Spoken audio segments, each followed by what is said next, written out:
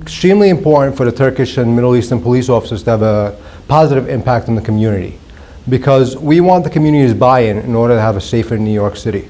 And a community that feels connected, respected, and protected is sure going to develop that relationship that will keep the whole city safe. In order for us to understand each other and not be afraid of each other, we have to understand each other's beliefs, our cultures.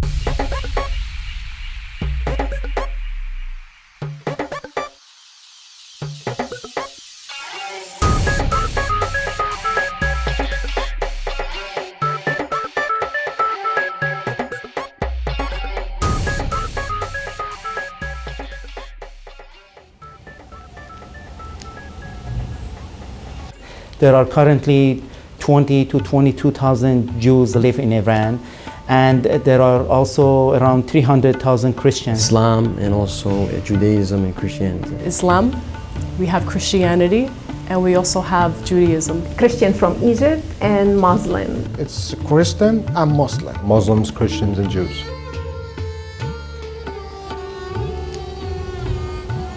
The official language of Iran is Farsi. Arabic. And the second, it's French. You might find Hebrew spoken. Turkish, and there you can find a lot of people that speak English just because of the tourism that it brings.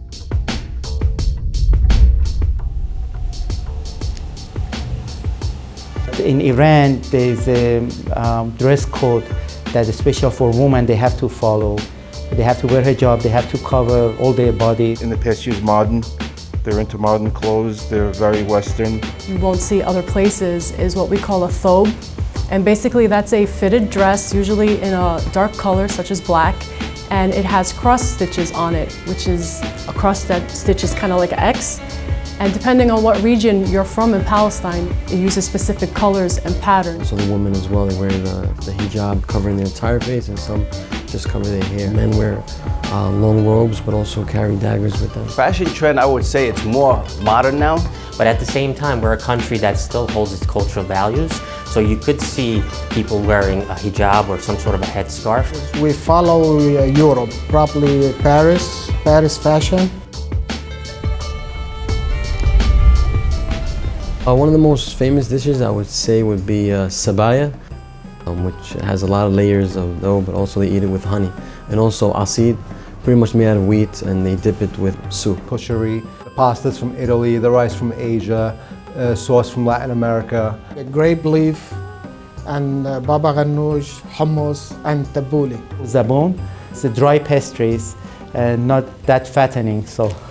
But my favorite is something called مسخن. It's dough, kind of like pizza, that you bake on coals, put olive oil on it, drench it in olive oil, get some baked chicken, put it on top with roasted onions, roasted almonds, and roasted pine nuts. Adana kebab, shish kebab, all types of kebab are very famous. We use a lot of lamb, a lot of chicken, a lot of beef, and then we have so many different varieties of pastries. It's just all delicious. Oh, believe me, when it comes to the kitchen, I'm at the worst how to make these stuff, so I just know it's good eating.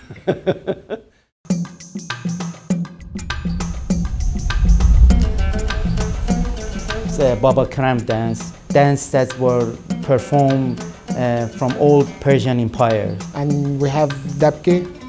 Turkey was kind of a melting pot of Europe, Asia, and Africa. It'd be like the Haran and the Halai, which are very quick-stepping, folk dance type of quick upbeat music. Debka, it is the most famous one, and other Middle Eastern countries would have their own variation of debka. Famous dance is called bara. Take the daggers out and they dance with the daggers. It's kind of like a mix of maybe a little Michael Jackson with a little reggae. The can dance, which is like usually when people celebrate, the men in Upper Egypt like dance together with can. And belly dancing.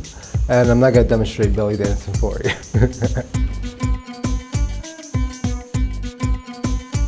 So we focused on a lot of youth engagement, fairs, educating the community on how to benefit from this relationship. We organize trips to other countries, and most of the people who come on with us are usually even non-Middle Eastern. So we help bring people together and give them an idea and understanding of the Middle Eastern culture. Back years ago, did get a bad rap as a Muslim Middle Eastern, and just to show the people that, Don't judge us first, understand us and know us.